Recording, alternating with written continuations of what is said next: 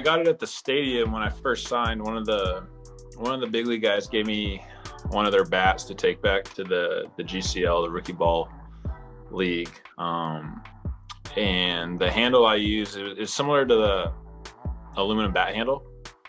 And I was comfortable with that because I was a high school kid and I was just finished swinging an aluminum bat. So I was like, this feels pretty good, feels pretty balanced, this familiar handle. And I was like, I'm gonna ride this out for a while and see how it goes. And I liked it. I was always hitting well with it, and I really never tried anything else. But yeah, it's like the peace of mind of not having to worry about, do I like this model? Do I not? Like, should I try a different one? It's like, it just eliminates something to worry about for me. So I'm just like, all right, this is what I roll with. I've had good years with it. I like using it, and I'm just going to use that one probably till the end of my career.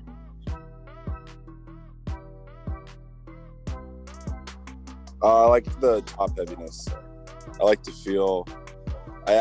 In my first big league spring training in 2016.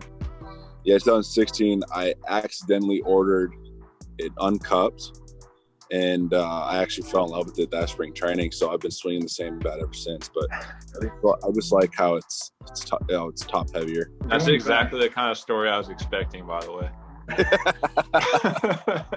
The old wrong text to the clubby turns out to like the bat. Yeah, not shocking at all.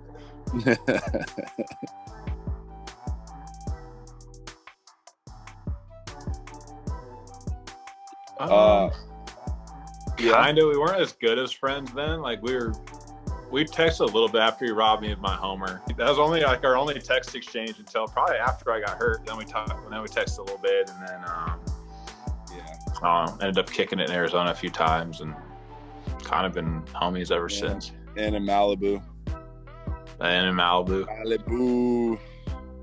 But we were doing a lot of stuff together that year just for being in the MVP race, and we both got out of the gates pretty strong in April, and it was just like back and forth the entire year, and guy never faded. I thought this guy was gonna fade. I definitely did fall off a little bit, that's for sure. I was grinding.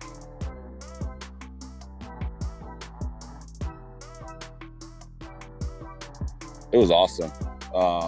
It was pretty crazy. We played in front of fans for the first time in the NLCS against Atlanta. Probably about 25% capacity, but it felt like a sellout crowd just because it's been so quiet all year. So it was amazing, man. The playoffs, no matter what, is a grind. So to come out on top it's the best feeling ever.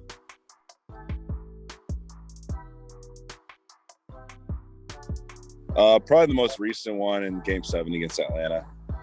I would say that's probably the biggest one I've ever hit. There were some cool ones in 18, like the last series of the regular season, where we were trying to run down the Cubs, and we had like sellout ballparks in Milwaukee, and it was just super loud and great atmosphere. That one was pretty awesome. I think the Game 7 one in the NLCS against them was pretty cool. My biggest thing that I've always said when people ask me that question is, like, I was always really, really small. I was always short. And then my sophomore and junior year of high school, I had a growth spurt. I ended up, being really tall. But then I was really skinny. So I was never, like, the biggest guy on the field by any means. So I've always just told those kids, just work on your craft. I'm starting to, like, have weight stick on me for the first time. But I just said, let your abilities take over as opposed to the size, because a lot of guys were bigger than me that kind of fizzled out at the end. Like, a lot of young guys are pretty result oriented. Like, they want, if they got to get a hit or they suck, or I think that applies more to you, like in the mind when you're older, a little older, like high school, minor leagues, even young in the big leagues. Like, it's pretty result oriented, where you just, like, you don't care what it is, like, you just want to hit.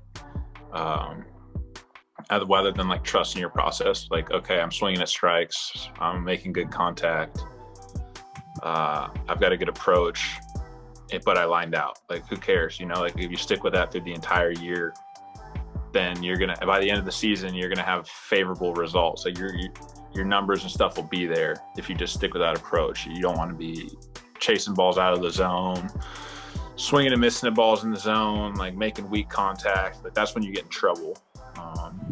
So I like to focus more on that instead of thinking about results, I guess you could say.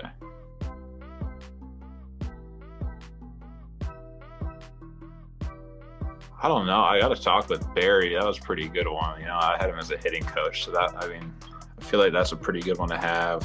I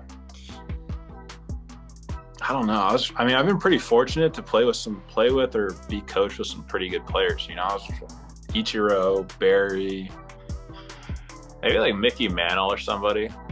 He seemed like a cool guy. He'd have some good stories. My two are always Ken Griffey Jr. and Barry Bonds. Hearing those guys talk about what they did would be pretty sweet. Oh yeah, Griffey. I got to throw Griffey in there too. I forgot. Yeah, about that. you have to. That's a good one. Yeah, especially being lefty. Like you just like. I wonder what he thought. That'd be crazy. Probably nothing. Like I'm gonna go deep.